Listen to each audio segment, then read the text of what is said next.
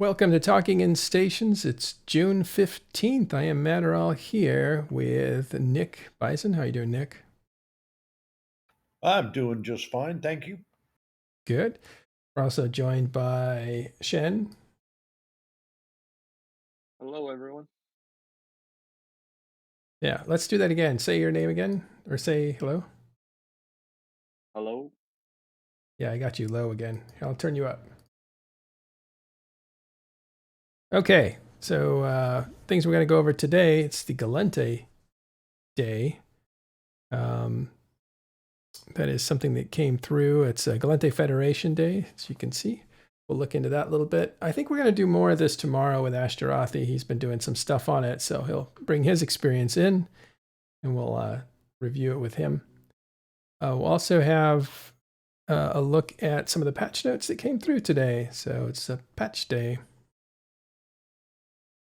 We might look at the login rewards, so make sure that you are aware that there are 7 new days. We were just coming off of, I think, a previous 7 days for the CSM election. And oh yeah, the election ended this morning, or downtime. All right, where should we start, Shen? I mean, I guess we should start with the new block that came out. Or no, I know where to start. We should start with the trailer for the Gallente Federation. Oh, okay, that's where we'll start then. Here's the trailer for Gallente Federation. I like where your head's at. Let's see what that looks like. Hundreds of worlds, billions of people. Our strength is our diversity. Our tolerance lends us unity. But cross us, and you will swiftly find the steel beneath the velvet. Above all, know this, my fellow citizens. Our Federation is the light of liberty, shining in the darkness.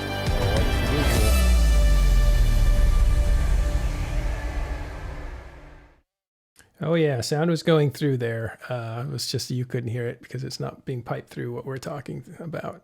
Thank you. You are correct. I just found that. Let's actually put that back so we can have a look at it. Yeah, so this was an interesting Gallente thing. Whoever's writing this stuff is a fantastic writer. You'll feel the steam below the vent, I think it was. What a line.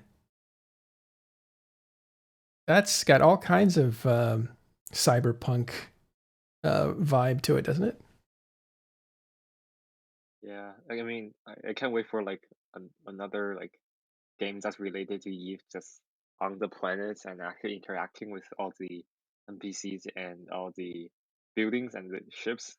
Yeah, just it'll be awesome. Yeah. Well, it's funny because when I joined EVE Online in 2008, the expansion was called Quantum Rise. And if you watch the Quantum Rise expansion, which we can do, is, let's see if we can find it real quick. Was really cool because you got the sensation that there was life on planets because they actually showed that. And I thought, how do I land? For a long time, I was like, I want to get down to the planets. I'll play that video now. You won't hear it, Nick, but don't worry, it'll be playing. Wrapping up financial news, commodity prices fell on profit-taking for trading runs, but the manufacturing sector rallied on economic data showing a sharp increase in orders for Starship components. Meanwhile, an increase in mining yield for the period indicates... We have a breaking story. This is live footage of the Rattalos border in Solitude, where Imperial Navy warships have just crossed. Wait, correction. We have reports now that those ships belong to the Amarian Royal Air Urium Cador, not the Imperial. Whoa! They've opened fire. I don't believe it. Amarian Air Urium Cador has just launched a personal invasion of Federation space, which just months ago was invaded by... I'm sorry, we're getting more footage now. Okay, heavy fighting is underway between forces in... Look! Military experts are calling this a sinusoidal field. Hundreds, maybe thousands of ships are coming through. This is a massive Federation counterattack. The Galentians are fighting back with everything they've got. Look, a Federation Titan has just come through. There's no escaping them now.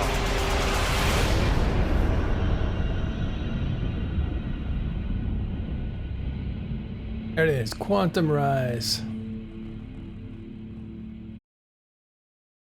Yeah, that was just before I started, so I got to see the trailer about after I started. So this was pretty cool. Yeah, it was interesting because if you were coming to EVE Online and you saw that, you saw market play, you saw news, you saw surface air combat, dogfighting over, in the atmosphere. The idea of it was like super intoxicating because you had this massive world, but then you also had some reality and immersive qualities to it that, as you play the game, start to disappear, right? There is no surface combat. In fact, the closest thing we've ever gotten to it was it last year? I think they did in the winter. I think it was the winter event. They had some in-atmosphere fighting over ice planets or something, and you were just kind of in a white fog. That was the closest I'd seen. I thought, oh, this is promising, but they didn't really do much else with that. But the point was, Quantum really brought you down to the planet, and I think this is what the Gallente one does too. It's showing you the city. We'll play it here without some sound here, and you can see what the traffic looks like in atmosphere, and you can see weather. And here you're just above the planet, so you get that cohesiveness. There's a couple things here that are that stood out to me as far as immersion goes, right? One is like Gallente, thousands of planets, billions of people. And I'm just thinking like, there should probably be more than billions, probably trillions, but I don't really know, it could be hundreds of billions. But that still feels, if you think about China and India in this planet that we have, they're 1.3 billion each. So if you're talking about thousands of planets across Gallente space, I feel like the population should be bigger. But then again, it was, a new beginning to the whole mankind kind of thing. So maybe they're taking some time to get up to those numbers. But I don't know, just a little bit, it feels a little sparse with just billions. And the other thing, this only shows one planet, one cosmopolitan planet, which is gorgeous. But again, it's not expansive. It's almost like showing you one city and one district and one planet, and you have thousands and thousands of planets. So I would like to have seen some, and this, of course, takes a lot longer. It takes more people to develop art and all that other stuff. But I would like to have seen something that felt more expansive. Kind of on the humorous side of that, watching them, one of my nephews showed me that trailer, and that's how he talked me into, we downloaded EVE together. And I was telling him after seeing that, I want to play the Gallente. And he looks at me and he goes, I'm going to be in tomorrow and shoot you. And so that's how we started our first characters, is so we could go after each other. Usually people join EVE Online with friends. You joined with enemies. It's hilarious. What do you think, Shen? I mean, it looks really good, but this is only the first one out of 4 that CCP promised us that we would get. So this just made me more excited for the next 3 that's going to come up. Yeah. And it does give a flavor of Gallente. I really like this lady's haircut. I think that looks very Gallente. If you ever saw the old artwork, I think that the president or like the prime minister or whatever, the head of Gallente Federation. I think that's the case. Is that right? Huh. Well, I mean, you see her picture on the poster and on this trailer, so it must be, I think. Well, I don't know. Sometimes they just show like some stylish version. They don't necessarily show the power players. They show the everyday life kind of stuff. But again, it's the art asset that somebody created, put a lot of work into. You want to use that as much as you can. Literally, when you're doing artwork this fine, you can't just create a ton of it without a big staff, and you know, they've got other things to design too. They've got other races to work on and all this other stuff. So this is where you really feel the limitation of resources that CCP has, and they do a good job with what they have. But without good planning, without good thinking about what's the use case, what's the immersive quality to this stuff, it looks refined, but it feels small. I think they should rethink that. And that was one of the advantages of the original origin story, which we can take a look at here. Let's see if I can find that, because I think that's where they got it right, because they basically took stills and just moved the camera with stills, and that felt big. It wasn't gorgeous and beautiful and refined, but it felt really big. I'll see if I can find it.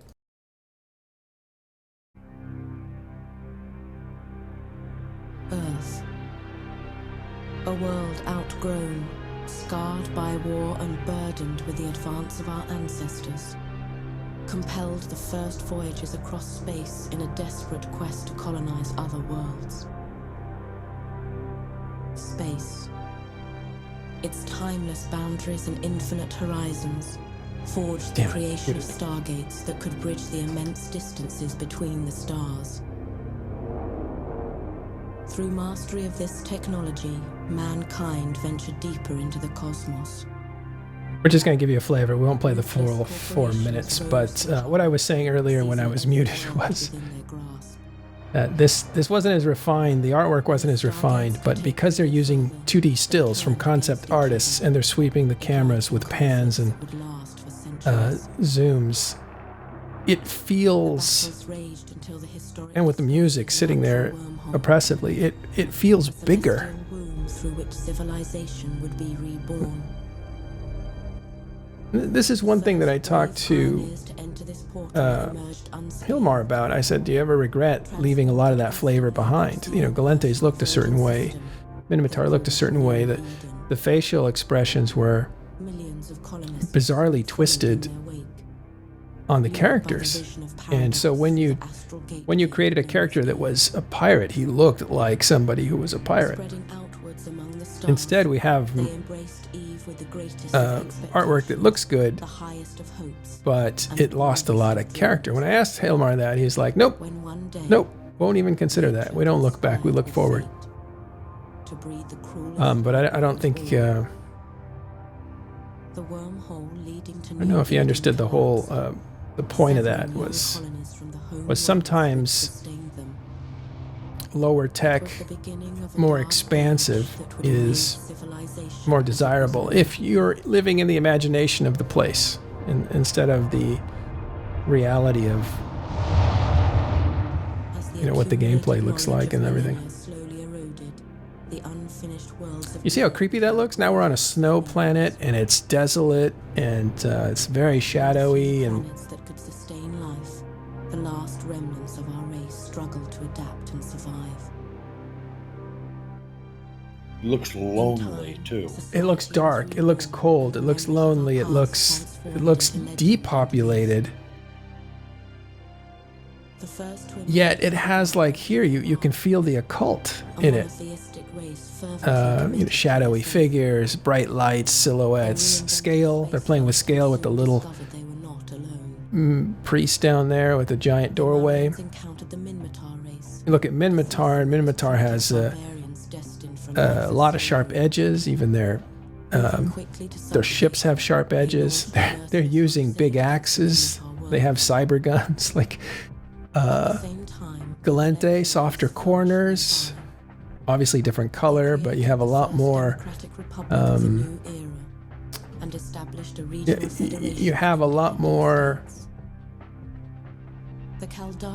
uniqueness to each of the different races. Yeah, and Caldari is very square. Like, everything seems square, whereas Gallente was very round, but you can see some of the same influences.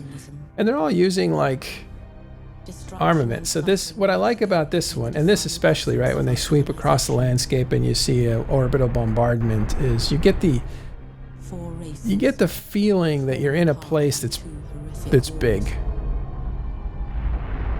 And then finally, the last scene is this voyage, which doesn't have anything moving, right? But it has, and this always has this picture, the promise of exploration and movement and scale with all these freighters moving.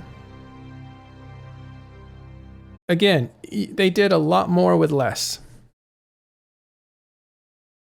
It doesn't mean what they did today was shabby at all. It was professional and beautiful and very science fiction, but it does feel a little bit limited. Personally love to see the city, and this is the first time a city's come to life in such detail.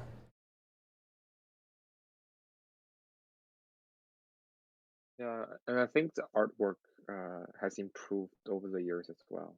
You can see a lot more animation, a lot more lighting as well in the new trailer. There's a lot more what? Life? Lighting and like animations Yeah. in this new trailer than compared to the last one that you have shown. Oh yeah, it's leagues different. I just mean when you're trying to make something this beautiful, you're not going to get the expansion of the previous stuff. It's just too hard to make all those assets. Too hard to put all that time into it. Even though they did a new Origin trailer and they did put a lot of time and assets into it, it didn't quite measure up to the character of the old stuff. I also wonder with the quadrant system pushing, everything so, much more rapidly. I realize it's probably different teams that do the artwork for that, but I wonder how much it impacts each other time wise. Yeah, they've got a lot to do. We did hear when we interviewed CCP a few days ago was, I'll have to look at my cheat sheet over here. Emerald. CCP Emerald was the one that was behind, I think, a lot of this stuff. She works in the marketing department, and she was saying there were going to be 4 trailers, one for each race, on their given birthdays or their anniversary celebrations. And I think Gallente might have been the first one, so we'll see 3 more. This is what she was talking about. So instead of 1, we get 4 trailers. We get 3 more after this one. So pretty cool. Okay, next thing is, and this is all related to this Federation Day. Again, we'll talk a lot more about this tomorrow. But this is the Federation Day YC 123, which is June 20th. And YC 123 is the year inside of Eve. That's how they star date, space date, something, the year. And June 20th stays the same. I'll read this. Fellow Capsuleers and citizens of the Federation, with great joy I announce this year's event to celebrate the Federation Day YC 123 in Luminaire. We invite every Capsuleer and Federation citizen to join us in Luminaire on June 20th, Sunday, starting at 1800 Eve time, to see the fireworks and attend the festivities regarding this yearly celebration. So that's in 5 days. It's the 15th today. And talks about the sponsors, talks about the fireworks, and then it falls way out of character. Pimp Your Ride. Your Miss and Mr. Federation pageant, Congo line, notable, just falls right out of character into a gaming company language. So they're talking to you, the player, to do things in the game that are fun, but they're using language that is not dressed up very much anymore.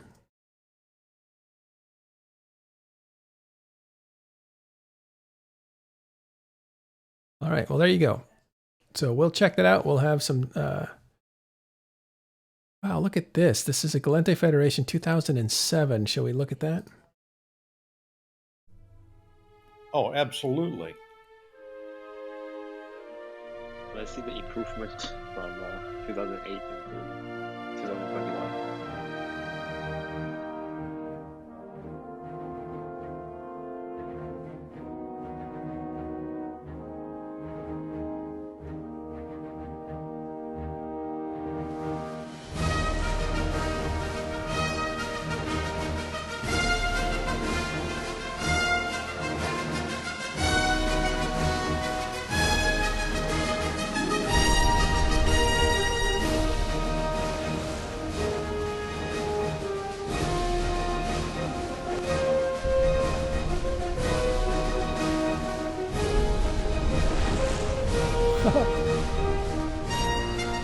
It looks like that goes for a while. Classical music, Hyperion and Raven exchanging volleys of missiles. And there's Hyperion getting hit. That's weird. Remember the nebulas used to be just single color, and this would have been Dodixie area. That constellation had a red. It was weird. Dodixie was actually a red system. All right. Wow. Yeah, we were talking about how the graphics have come along. So anyway, you can check that out, and then they have information on previous years too, which is really cool. Look how comprehensive this list is. Fantastic. And then 2020, this would have been last year. We'll have a look at that.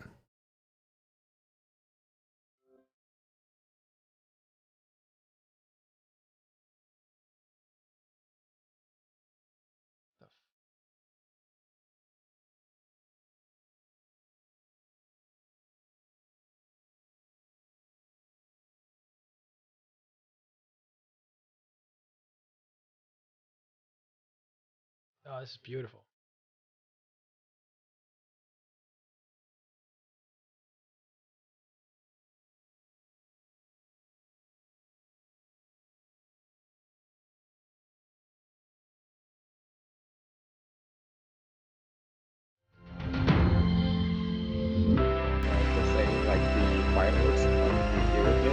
Looks Sorry, like the point we defense system can't hear you over the music, but I'll stop it there. Oh, okay. Again, you can check these out when you go to the link that I'll provide you with now. Gallente Federation Day. And we shall check it out tomorrow with a little more detail.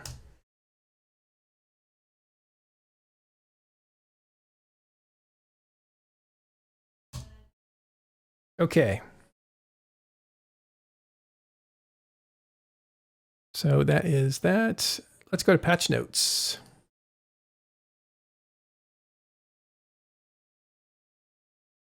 Not a great deal in there, but we got some. Some are in the patch notes, some are in the blog, split into half, basically. Say that again. So, like some information are in the patch note that's released today, but other things like the sales in the EVE store is not mentioned here, I think. I see. Okay, so these are just the things from the celebration. And was there any actual changes? This looks like not today. Not that I saw. There are new landmarks in 3 systems right now. And, yeah, and the new login rewards give you a special. I don't think it's special, like a Gallente Federation expert pack. And if you fly in Gallente space, you get faster warp speed, I think. Yeah, a special warp velocity bonus will apply to all Capsuleers traveling with the within the Gallente Federation region. Right. And with that, so in the LP store, the Federal Strategic Material LP store, there are new skins that you can purchase with LP. They're called like the Strategic Material skin, I think. Or something. Yeah, Strategic Material Defender skins. It's a material, but I think it's spelled differently. I wonder if that's an error or if that means something else. Am I wrong? Yeah, Gallente may just spell a little different. Yeah, I don't know what that is.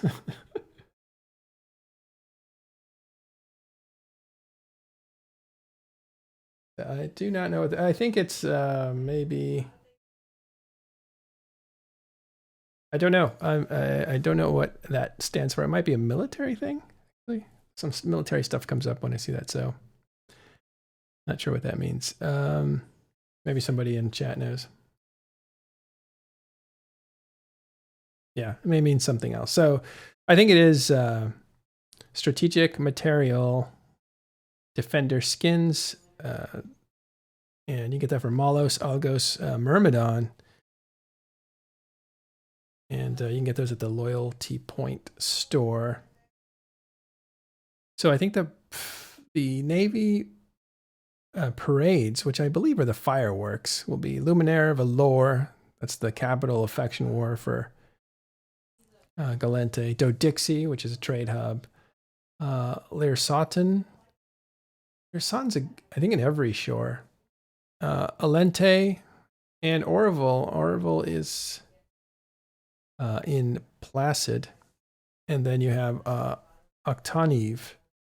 I don't know where Octanive is, but basically all over the Federation, there'll be different fireworks so that you can travel around and attend all these parties.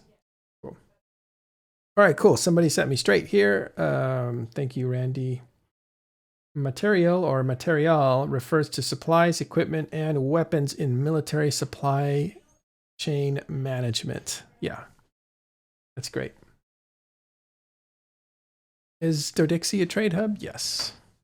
Dodixie is a trade hub. Valor, I think, is a trade hub too. It's just not a big hub, but all those places are, and they have equipment that you can get, and they mostly have what you need. Just as you get more and more specialized, you may actually want more specialized equipment and you need that to get that at trade or at places that deal in bigger volumes, like Ajita or an Amar. Yeah, I think Dodixie is definitely a trade hub.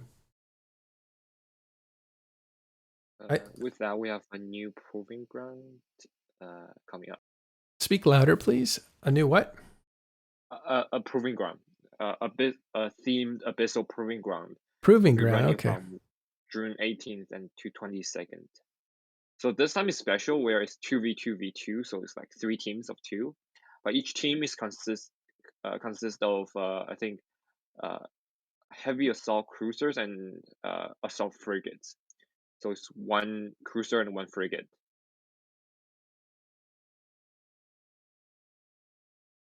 Yeah, because I think it says Gallente cruisers and assault frigates team up for a free for all format. That could get kind of fun there. Yeah, and I think it's going to drive the price of those ships maybe a bit up, since this time is their focus not on just one class of ship, but one race of ship as well. That's kind of that's a new, more novel thing, because in the past, all their proving grounds is basically bring whatever you want of that class. Now they're tying it down to a race and a class. So they've got some more tricks up their sleeve. I don't have a link to it, but I imagine it's was it in the patch notes? Yes. Not really. Yeah, it's in the patch note, but we don't have a full page for it yet. I think it's going to come up on the 18th or the 17th before the proving ground really starts. Not really detailed yet. Got it. Okay. It just gave us a teaser. Right. It's also the sale. I don't know if you guys looked into that. Yeah, so the sale, I think I linked the page. So it's basically when you buy a certain amount of Plex, you will get skins for those special ships. That's Gallente. That's from the Gallente Federation. Yeah, these things look really good. I think one of the things that has improved dramatically, without question, is the skin technology that they're using now to paint ships. I remember they were experimenting with it. They actually made skins at first that you had to apply to a hull. So it was almost like creating a T2 ship. You had to have a T1 variant and then, or a ship basically. And then you have to put this package together with it and you'd have to industrially build it. And then you would get a ship with a skin. And when that ship blew up, the skin went with it. And then they scrapped that whole technology and restarted it and said, okay, the skin sticks with the player and you never lose it. You get to apply it whenever you want. And that totally changed skins in a way that actually made some friends quit who were just super excited to be able to build novelty, right? Like to specialize in a certain look of a certain ship and to build that. So those guys left, but the guys that stuck around, or the players that stuck around, got to have skins that they didn't have to worry about getting blown up. So, but I think actually the shader engines or whatever they're using for graphics that have improved over time have just made skins glow. That's what this looks like to me. Beautiful glowing skins. Yeah, it's nice stuff. Okay. Let's get into... Dropping back on the 2v2v2, total chaos in chat. Basically copied and pasted the base info from it. So that's pretty cool. Oh, okay. Well, let's read it. Why not? Over in the Abyssal Proving Grounds, a special 2v2v2 event comes to Gallente cruisers. Welcomes Gallente cruisers and assault frigates to do battle at 11 UTC on June 18th. With teams limited to 1 cruiser and 1 assault frigate, this specially balanced combat event promises to deliver a bounty of distinct and nail-biting action. The Thorax, Vexer, Celeste, Enyo, and Ishkur hulls are exclusively permitted to join the Proving Ground battles. I see. So it's Gallente only. All right, new BlackOps. Mass testing for the new BlackOps battleships. Group jumping mechanics have been mass tested on the server. Some new info. The new group can jump. The new group jump can only allow a max of 10 fleet members per jump with BlackOps at the same time.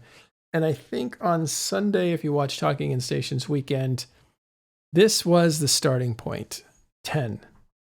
It may move higher, it may shrink, but it is the starting point where they're testing things. So some people talked about 25 ships would be more viable. And this makes sense if you're running a bomber fleet and you want to use these ships to jump a bomber fleet. Sometimes you need multiple waves of bombers, and 10 may not be enough for multiple waves. You may have to have a second BlackOps. Who knows what the use cases are for having 25 ships instead of 10. But right now it's limited to 10.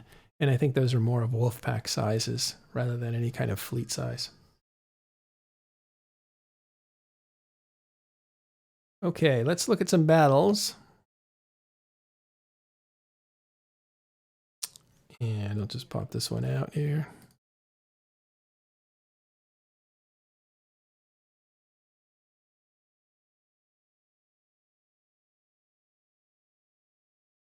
This is Brave. Let me read the description, then we'll look at the stats there. So this happened in KTAC X. That's Faith the Ballas. Looks like Dread Bomb took on Brave. Dread Bomb formed 69 ships, consisting of Loki Cerberus fleet. Brave formed with 117. It's about twice as much. Well, less than that, actually. Ships, including Cerberus fleet. Dread Bomb lost 19 ships for about a 2 billion loss, and Brave lost 105 ships for a 12 billion loss. So this is a success for Dread Bomb. Let's have a look at that battle report.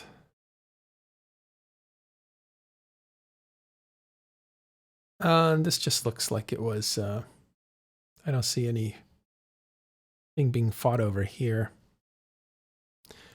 Ooh. Who brought the Claymores? Claymores and Lokis. That was Dread Bomb.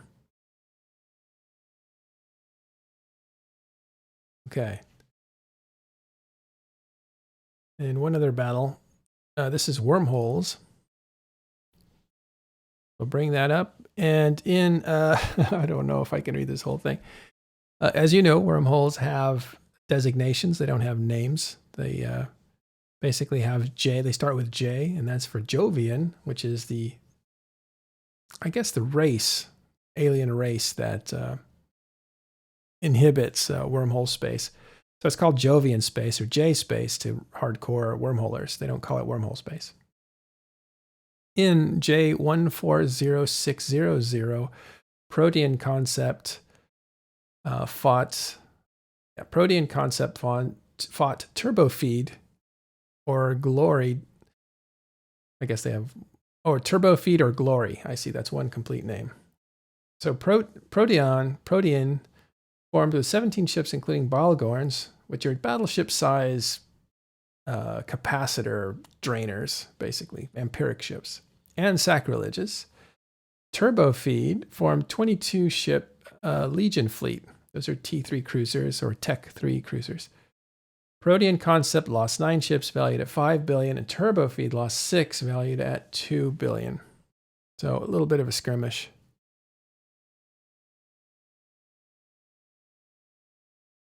Cerberus are hacks, heavy assault cruisers. They're Gallente, and they're fast. And they have a pretty good punch. I don't know how tanky they are, though. That might be, I think they're kind of a kitey ship.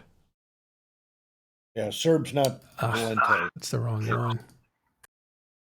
Where did it go? My bad. That was the wrong one I was looking at, but the information was still correct. It's just I was talking about the wrong fight. Here we go. This is the Balgorns and the Legion fleet. And if I look at this off the top, the Turbofeeder Glory kind of won the day on this one. So Protean Concept lost a bit more. Almost like a 2.5 to 1. Yeah. Well, I guess those Balgorns, they used to be dirt cheap, so I'm amazed that they came out to be so much, but I guess the Legion has dropped in price. I'm not sure I trust that battle report to be accurate as far as percentages go. It depends. I know the Balgorns are on their way up because they are a faction battleship, but I don't think that's a 2 or 2.5 to 1 fight. At least the Legion was more valuable than it seems to be now. All right, those are the fights that we are tracking. And what else we have here? A lot of Federation stuff. Again, don't want to get too into it because we're going to talk about it tomorrow, talk about what the details are. But just to let you know, there's a Plex sale, there's login rewards, and there are parades or basically firework displays that you should catch up on. There's going to be a new tournament style thing in the Proving Grounds, all Gallente ships, so check that out. And do you guys have anything else? I do not. Nothing big happening on my side other than a lot of PI and a little bit of mining. Right. A couple more things here. The Instagram or CCP shows some team building exercises. And in this case, they actually, because they're in Iceland, they actually went to the active volcano, which you can see in the background here on their Instagram. And that thing is very active. You can see it splashing lava in the back there. It's created a gigantic, what would they call that? Magma field or something? So you can see these guys, I'm sure, are at a safe distance, but there they are walking around a crater. Only in Iceland, right? And I guess you have to helicopter in, I imagine. So there's them boarding a helicopter. Or maybe that's the aerial view of it, which you can see here. Fantastic photographs. Whoever took these, they're beautiful. I'll give you that link now. These are definitely worth a look. And if you were a dev in Iceland, you might be a part of this. Yeah, I'm not sure. I'm not sure I would do this, but I can appreciate other people doing that. I was watching a number. I've been following that volcano on of all things YouTube. There's almost daily pop-ups, but evidently you can drive fairly close, and then it's about a 2 to 3 kilometer hike to where you can get the visuals that you're looking at.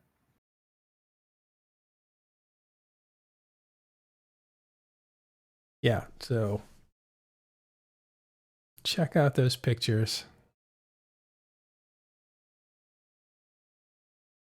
That's It's the original one. It's funny the way it's shot. It feels like they're not that far away from it, but I'm sure they're, you know, plenty safe. Wild. Okay, so that is the news we have today. Let me take a quick look at Talking in Stations Discord. See if there were other topics that came up today that we are pursuing. Did we show the new trailer for the EVE Academy? That they're on YouTube? No, I don't know. We haven't showed the Academy. Let's do that. That was up here in the front. So we'll watch this EVE Academy. As you know, it's for new players, returning players, and players that want to try something new. Because if you haven't done it in EVE Online, regardless of how long you've been playing, you are a new player to that gameplay. So if I have never probed, I'm a new player to that. So that's what this is for. To help you out, to give you more information on where to look for better resources. And here you go. Let's look at this Introduction to the Academy, your starter guide to New Eden. Universe where anything can happen. And let's start at the beginning. New recruits, on behalf of Concord, I would like to welcome you to the EVE Online's Academy. Great job in surviving so far. I'm quite amazed that you actually managed to get past those pirates earlier. You're about to take on an adventure like no other. This star cluster is filled with other Capsuleers, and it's up to you if you work with them or against them. You can make a living as a peaceful explorer, or as an industrialist, shaping the foundations of EVE's economy. If combat is your thing, you can work yourself up the ranks as an enforcer, or prove your prowess in a fleet as a soldier of fortune. Whatever your choice, we will lose many on the path of becoming a Capsuleer. But I believe you have what it takes to become a Capsuleer. In EVE Online, you forge your own path. this is EVE. You know, it's a crazy universe where anything can happen, and however you want to do it, go for it. I'm the CEO of a industrial corporation in EVE Online. We're a 5-man operation, and we specialize in manufacturing and delivering fully fitted chips in bulk. I want to be on the side of the people who are fighting against the oppression, against the bad guys, and it's like a project, and you're kind of putting the pieces together by getting the skills ready for the ship and all the modules, and that ship basically is the dream. You get to use cloaking devices, probes to scan down unknown parts of space, and there's always the threat of being discovered by another player who might be out hunting explorers. Your heart's racing, everything, you know, bullets are flying, ships are all over the place, and you start shaking because your adrenaline's pumping because you're gonna lose your ship. Let's go! Get the fucking launcher! Ranger fire!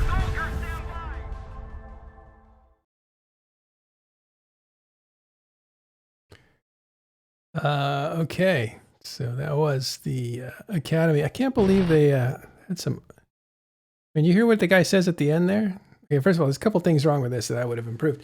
One is, don't put your screens up for more information when the video's not over. This really bothers me. You're watching it and those things just get in the way. You really need to lead off with some 5 seconds of black afterwards and put all the screens on that. But listen to what you hear with that Bomber FC's voice. I'll bring you back a little bit. See if you can catch it. Start shaking because your adrenaline's pumping because you're gonna lose your ship. Let's go! Get the fucking launcher! Ranger fire! Soldiers stand One more time. Get the fucking launcher! Ranger Right there. But I think even here, let's go back a little further. You're gonna lose your ship. Let's go! Get the Okay, he says ship. So you're going to lose your ship, and then you hear the bomber FC like, let's go get those fucking bombs off. And I'm thinking, is that really what you want in your advertising? I get it, it's visceral, and that's good, but I don't think you want it there. I think you need to be more careful in that.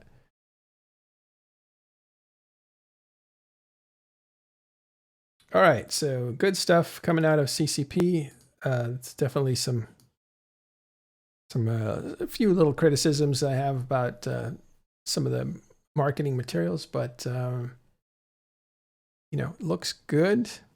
And I think this will go over well with people who are looking at this game for the first time. Yeah, Wormius caught it. Yeah, I caught it too. Yeah. Now listen, I don't care about bad words. We say them all the time. We're adults. Not a problem.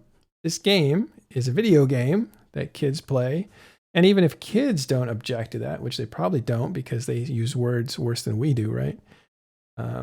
You still have this, you still have the effective parents who are looking at this thinking, do I want my kids playing it? And this is why you behave a certain way. It's not the realistic way, it's the proper way. And there's a definite way to do things. You ever seen that when people are doing something, not necessarily for the audience for that, but for the audience right next to them? There's a lot of that in politics, and I think there's a lot of that in EVE Online too. I can explain it better a different day, but I don't think I'll get too far into it today. But a lot of times you're signaling, talking about a group and being nice to a group. Like let's say that a message comes out from NC Dot, and NC says, "Hey, we really like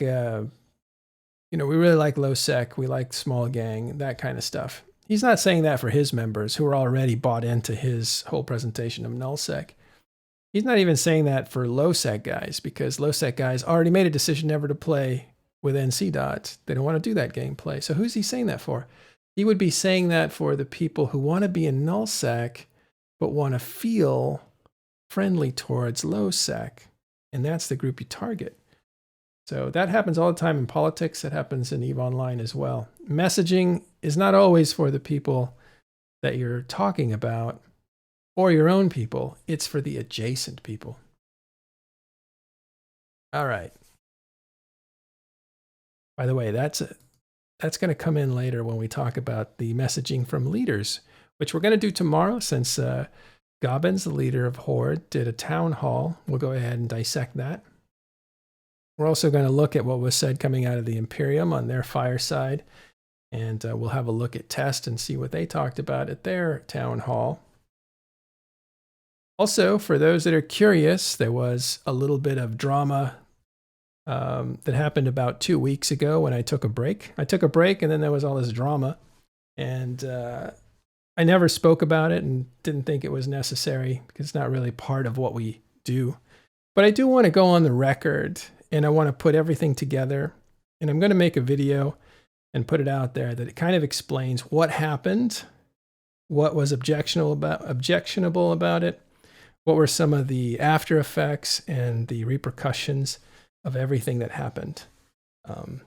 I mostly went silent about it, which is the right policy, but at some point I'm going to readdress it completely with a ton of citations and timelines and evidence and everything else. So those that wanted to know what happened, you will know, but let me put a video together. All right. Nick, Shen, you guys still here? Or did you guys take off? I'm still here. Hey, you can't get rid of me that easy. Okay, well, we're going to be back tomorrow with Ashtarothi. We'll look at the Gallente review. And then the day after that, we're going to do leaders in their own words. We'll listen to their dialogues and stuff. And then Friday will probably be a relaxation day as usual. We may have Rich do another interview session like we did last Friday, which turned out to be really good. If you want, go back and look at it. It's about Blops when it was announced. We had some Blops FCs. So check that out, last Friday's show.